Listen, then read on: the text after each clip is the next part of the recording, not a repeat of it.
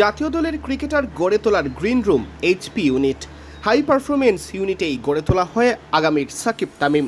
সেই এইচপির দায়িত্ব দেওয়া হতে পারে মোহাম্মদ সালাউদ্দিনকে, যিনি বর্তমানে জাতীয় দলের সিনিয়র সহকারী কোচ হিসেবে কাজ করছেন।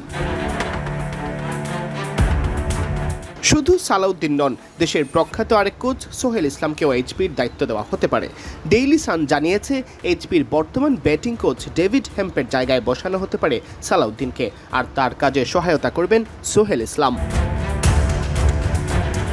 এইচপি ইউনিটে অনূর্ধ্ব 23 পর্যায়ের ক্রিকেটারদের পাশাপাশি জাতীয় দলের বাইরে থাকা ক্রিকেটারদেরও দেখভাল করা হবে। সেক্ষেত্রে ছায়াদল বাংলাদেশ টাইগার্সের কার্যক্রম আলাদাভাবে নাও থাকতে পারে। ডেইলি সান জানিয়েছে, এইচপি ইউনিট নিয়ে ইতোমধ্যে সালাউদ্দিনের সাথে আলোচনাও হয়েছে বিসিবি সভাপতি তামিম ইকবালের। সালাউদ্দিন বর্তমানে জাতীয় দলের সিনিয়র সহকারী কোচ হিসেবে দায়িত্ব পালন করলেও জাতীয় দলে ব্যাটিং ইউনিট নিয়ে কাজ করার জন্য আলাদাভাবে মোহাম্মদ আশরাফুল্লাহ রয়েছেন। সোহেল ইসলাম ডেভেলপমেন্ট পর্যায়ে কাজ করার পাশাপাশি ঘরোয়া ক্রিকেটেও কাজ করে থাকেন।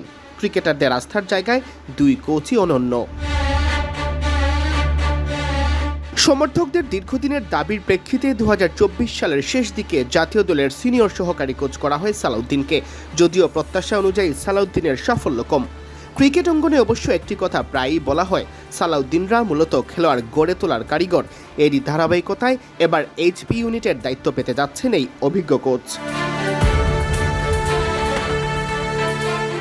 1 বছর দায়িত্ব পালনের পর অবশ্য গত নভেম্বরে জাতীয় দলের কোচিং প্যানেল থেকে পদত্যাগ করতে চেয়েছিলেন সালাউদ্দিন। তার আগে ব্যাটিং কোচ হিসেবে জাতীয় দলে নিয়োগ দেওয়া হয় সাবেক অধিনায়ক মোহাম্মদ আশরাফুলকে।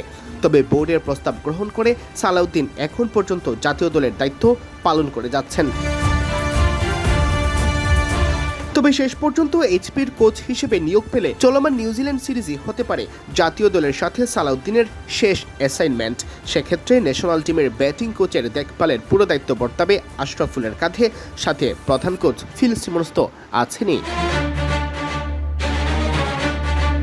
সিয়াম চৌধুরী, বিডি ক্রিক টাইম।